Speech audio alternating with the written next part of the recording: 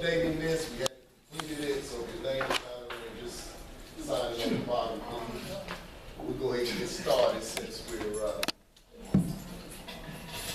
oh, we have, we just got to bring them in here. All right.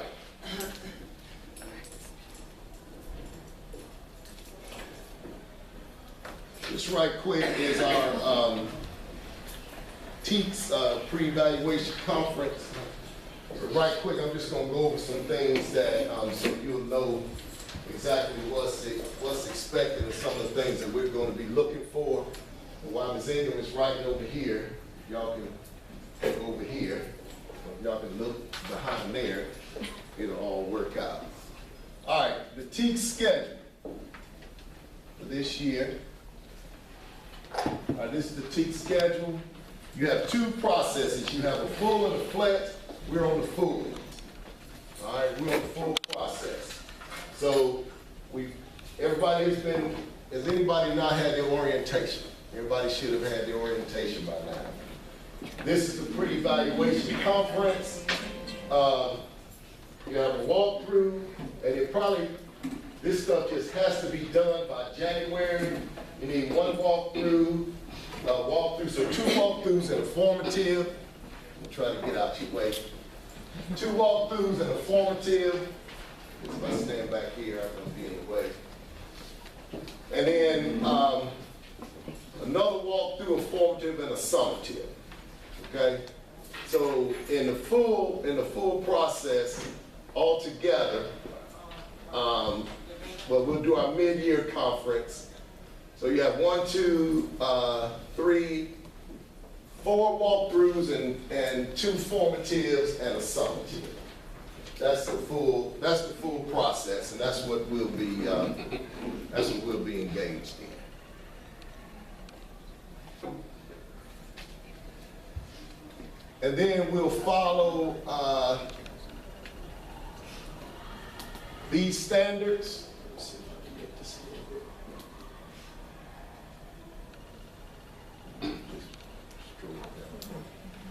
All right, so we have the 10 standards that we'll be looking for.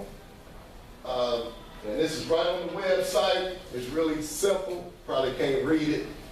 But number 1 is professional knowledge. 2 is instructional planning. 3 is the instructional strategy. Go ahead, Ms. Ingram. And on the bottom, you see that's the rubric. 4 is differentiated instruction. Then 5 is assessment strategies. 6 is how we use assessments. 7 is the positive learning environment. 8 is your learning environment academically challenging. Right there, our biggest thing is learn by doing. We want to see students doing things. We don't want to walk in there and see teachers up there showing kids how smart they are. You learn by doing. I was driving, my daughter's 15, so it's all that learn stuff. And I was in the car with her and it just hit me.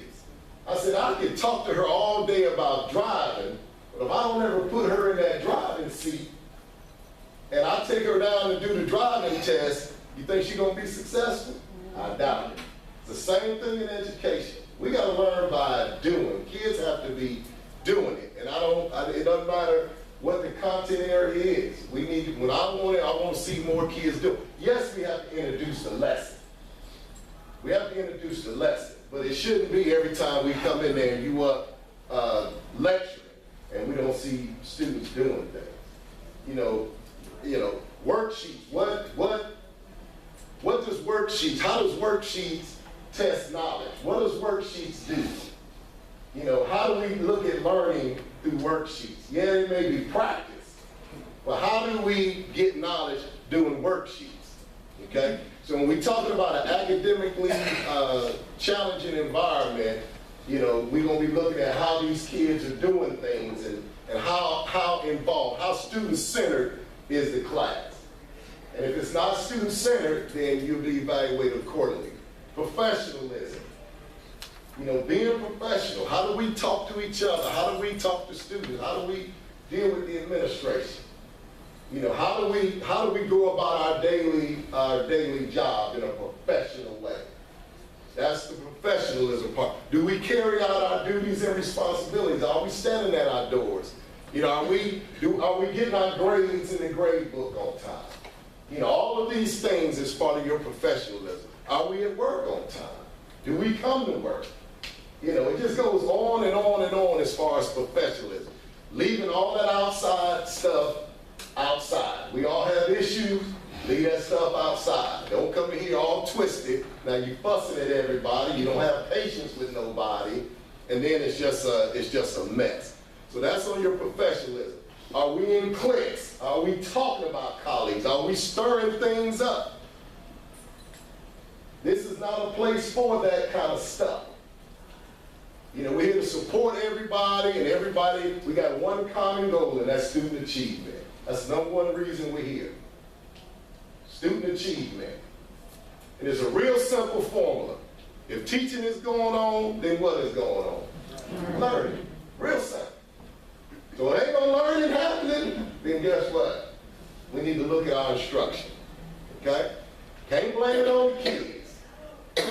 It ain't these kids. We're going to blame it on the kids. It's the adult in the room that makes a difference.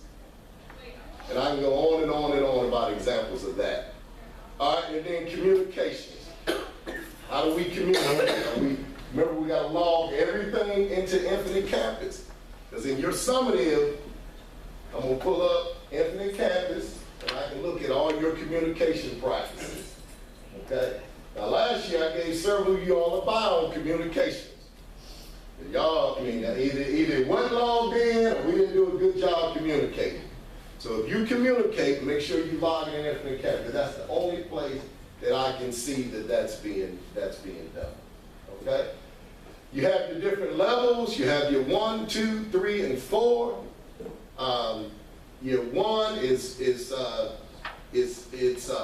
not happening, or is not happening good enough. Your 2 is inconsistently happening. Then your 3 is consistent. And your 4s is where you're sharing your ideas and people are doing it, and you're giving your ideas to others, and you're leading a PLC.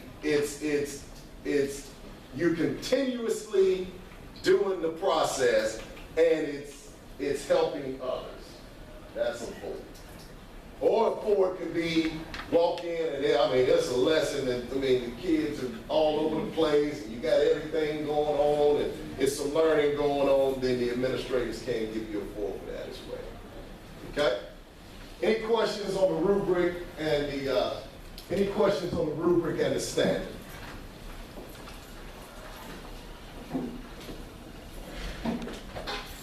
And that's basically the same thing, but as a person that's doing a walkthrough, and you can look at this professional knowledge, and it just gives you some bullets of what that should look like. All right? And instructional planning gives you some bullets of what that should look like. And so does all the rest of them. So if you're not real sure of what it should look like right now, if you go by this is some of the things we're going to be going by. So there's no question on the TKES process. Okay? Any questions? And that's right on the Department of Education's website. Some of us have the cards, the yellow and blue. Some people have been saying they need some. Who needs some? Because if you do, I can get you some. The yellow and blue with this stuff on it. Okay.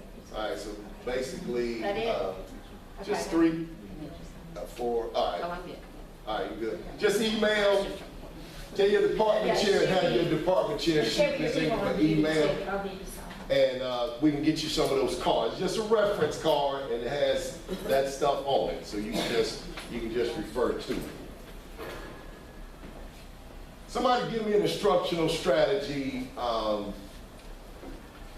sitting behind the desk.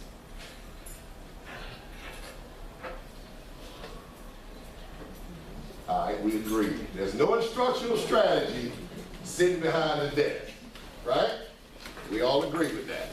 Okay. All right. Did that. All right, we talked about, real quick, our halt time and our, and if you don't have this, I'll re-email these out to you. But our halt time is our increased learning time or extended learning time or whatever.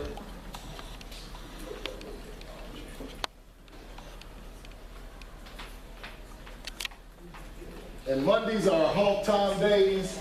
That's when we look at the data and then we remediate on our halt time days. So you look at the data, you see what it is that the students are not getting, and then you remediate. On Thursdays, we should be in the all-in learning. If you're having issues with all-in learning, get in touch with Ms. Ingram. But on Thursdays, we'll do our all-in learning debriefing. So we'll look at our formative assessments. We'll look at our formative assessments. We'll see what's going on based on your formatives, and you use that data to set up your halt time. Okay? Because what we want to do is we want to get the learning going as we go. We want to see what students know as we go. Because once we get to the summative, if we're doing our formatives correctly, we know whether they're ready for that summative or not. How do we know if your summative was effective? Look at your class average. If your class average is low, then that's an indicator that you don't need to move on. If you give your formatives, don't give them all the answers before you give the formative. You want a clean indication of what your students know. So don't give a review before you give your formative assessments. That's not a clear indication. You just want to pop it on them, boom, get a clean picture of what they know. Formative assessments is your information. It lets you know your information and whether the students are getting it or not. Okay? And then, of course, our reading strategy, or our literacy strategy plan, that's still in place. And I'll send this out to you. It doesn't change anything, just in your planning, when you're planning your lesson, wherever you're at, you want to use a strategy. Now, we'll have PLCs. Go ahead, Ms. Price. Science should change, because remember, Monday is a hot time. That's right. Science on Tuesdays. All right, thank you. Thank you. All right, we'll update that. Thank you. And that's a living, breathing document, so it can be updated at any time. But we will have a PLC on re-familiarizing ourselves, and then in some teaching you the different learning strategies, the different reading strategies. So on those particular days, you're still doing what you're doing, but you're doing it through a reading strategy. Okay? Any questions on that? Okay. I know I'm zooming through this, but I want to get it all in. All right, we talked about, and I can't take credit for this. This is something in our conversation with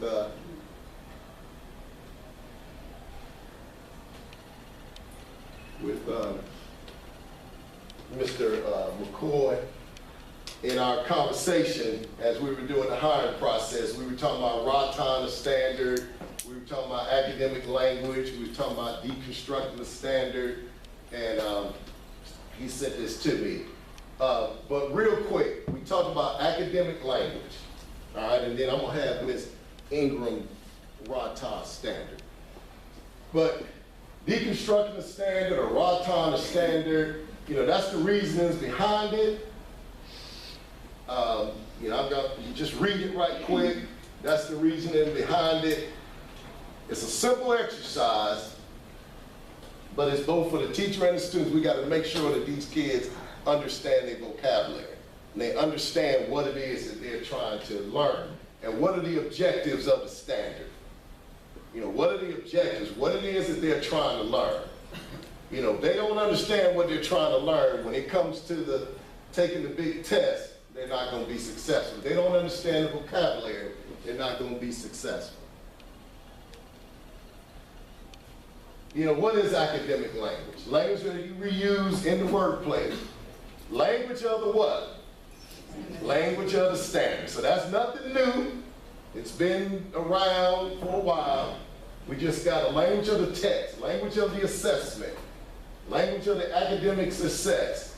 All right? And that last,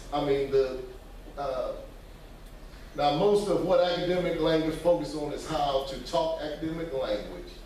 But the goal of this is to improve student understanding. We want our students to understand the academic language, and by doing so, students must understand the specific vocabulary, okay?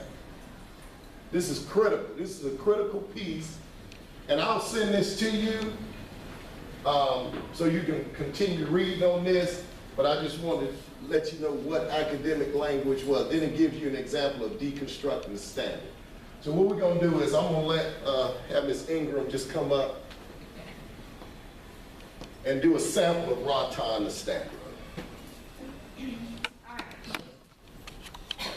I know a lot of you already know this. When you have your standard on the board, the two things that we're looking for are going to be what are the kids needed to know, what do they need to know, what are they expected to know, which is a noun. And then you're going to look at how they're going to know it. How are they going to learn it? So what do they need to know and how are they going to learn it? Okay, so we're looking at nouns, which are the things that they're going to learn. We're looking at the verbs, which are the ways they're going to do it. Because when they take their milestones, and this is why I'm getting you guys to turn your test in, is when they take the milestone, they're not going to ask them who, what, why, which one ain't, which one is, okay? They're going to ask you words like explain, analyze, describe. These are the words they're looking for, okay? And then they're going to use key words. Like they're not going to tell you, read the paragraph below. They're going to say, read the passage below, okay? They're not going to say, what describes so-and-so. They're going to ask you to describe it or ask this child to describe it, okay? So that's why when we're doing our quizzes and stuff, we've got, and I think last week, out of about 5 rooms I went in, 3 of the 5, we've got these little quizzes and they're multiple choice, and just glancing at it, it's like 20 questions, and all of them were who, what, why. And I'm not being ugly, but some of them were like something I took in school. I mean, you can just tell that they're really old. So we got to change our stuff to mirror what they're doing on the milestone test, okay? So when you RATA the standard, I get that you're not going to stand up there every day and repeat the same standard over and over. But when you introduce it to the students and go over it with them, explain the parts, explain what you're doing, what they need to know, and how they're going to learn it. And once you do it at one time, they know that when they see their activities, they should still see, this should be common vocabulary to them, the verbs and the nouns, okay? After you do that, maybe the next day a student can elaborate on it, or a student can review, or just in asking them, what are we going to be doing, okay? But if they're not hearing it, and then you try to give them a quiz on it, and the students, they will tell. I mean, they'll say, yeah, we knew this because you walked in there, but in class we never go over this. Or look at our quizzes. It don't have words like this on it. I don't know what this stuff is, you know. And then when we go back and pull a portfolio, it has nothing to do with this stuff. So I don't want to see us juicing up a test because it's something you got to turn in. Does that make sense? It needs to be something they know and see every single day, okay? So if this is your standard on the board, students will be able to read a passage and analyze it for characters, plotted events, and author's purpose. I know it's English, but this is just an example. Okay, the things they're going to be looking for, the things you're going to be learning or pointing out to them are nouns. What they're expected to know is going to be, they're going to need to know what a passage is. They're going to need to know what characters are. Okay, they're going to need to know what plotted events are. And they're going to need to know what an author's purpose is. Not just what they are, but they know when they do activities in your class, when they hear Coach Watts say author's purpose, they know what it is. When they see it on the ticket out the door, they know what it is, okay? They're not going to hear, read these 2 sentences. They're going to hear, read a piece of the passage, okay? And I know, Seth, I go in your room a lot, the vocabulary is so at the top. I mean, he's everything he says is repeating exactly what's on the board, okay? All right, now the verbs is they're going to be reading, okay, and they're going to be analyzing, okay? These are the things, this should just be common vocabulary in there, okay? You shouldn't be, we don't need to be saying, okay, who is so-and-so and why do you do that? You know, why do you do that? What